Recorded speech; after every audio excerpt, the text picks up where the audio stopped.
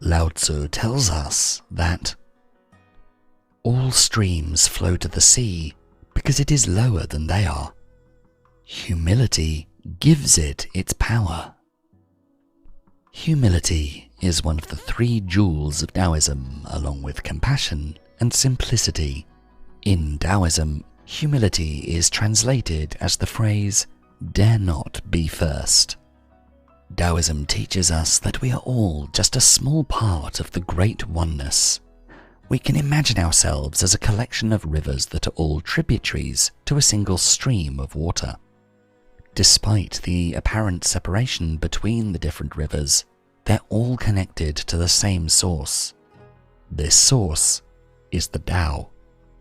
If we apply this analogy to our lives, we'll find that much like the individual rivers contributing to that same body of water, we too are all a part of a greater whole, and we're governed by the universal energy common to all of us. In the hyper-competitive rat race we all call modern life, we very much neglect this wisdom.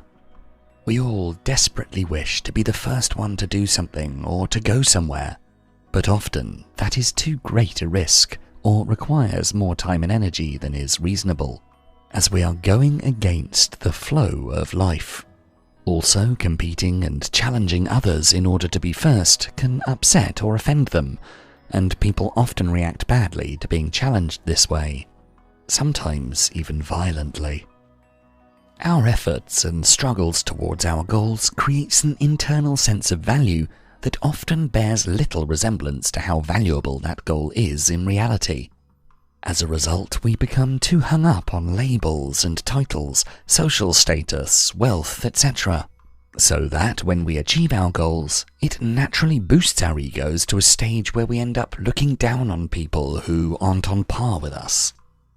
The truth is, no matter how much one competes and thrives, none of us are really self-made. Ask yourself, how much of your life have you earned? First, our lives depend on our parents. They feed us, protect us, and nurture us as infants. Did you earn it? No. Then, in your childhood, you had teachers who helped you learn to read and write, parents who clothed and fed you, a community that provided food, clothing, and entertainment. As an adolescent, you relied on your parents to feed you, do your laundry, made it possible for you to go to school, and so on. So now, as an adult, how much of your life has been earned? According to Lao Tzu, nothing. Hence, your life is a gift from everyone but you.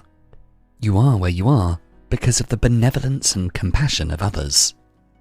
Hence, you cannot look at someone less fortunate and think that they earned their position while you earned your higher one. And therefore, you have no right to an ego. None of us have earned our keep. Humility, or not presuming to be at the forefront in the world, is the only truthful way to relate to the world and to others. It isn't a weakness. It's not a tool to get what you want. It is reality. There are different ways one can practice being humble.